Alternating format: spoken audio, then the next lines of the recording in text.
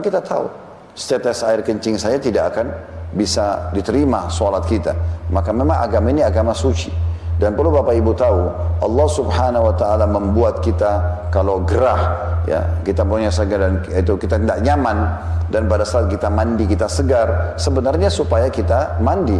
Allah Subhanahu wa taala membuat kita kalau kita lagi belum sikat gigi, kurang percaya diri, dan kalau sikat gigi mulutnya wangi, kita percaya diri untuk berbicara, itu supaya kita selalu menjaga kebersihan tersebut.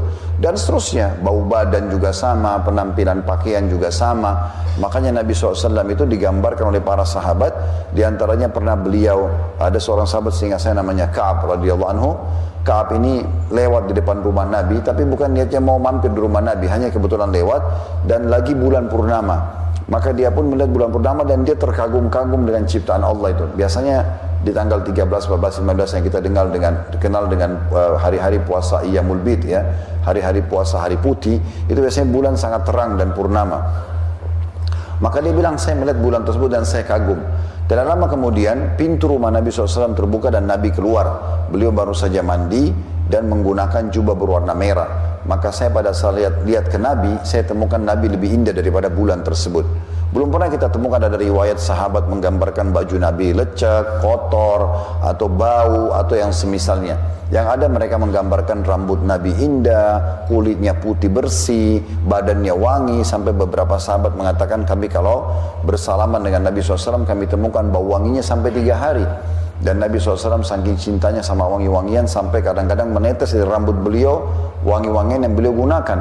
Dan dalam sebuah athar yang lain beliau selalu menggunakan serbuk yang wangi dari negeri Syam yang beliau suruh istrinya meletakkan di tubuhnya, kecuali di kemaluan beliau letakkan sendiri. Dan sekian banyak riwayat yang berhubungan dengan masalah ini. Ini semua masuk dalam rangkaian kesucian. Umat Islam memang dianjurkan untuk tampil bersih, rapi. Makanya kata Nabi SAW dalam sebuah hadis yang sahih, Inna Allah jamilun yuhibbul jamal. Allah indah, suka dengan keindahan. Memang kita harus lakukan itu sebagai seorang muslim.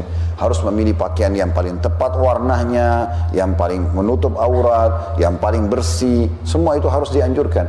Bahkan menyisir rambut bagian daripada syariat. Nabi SAW seringkali menyisir rambut beliau.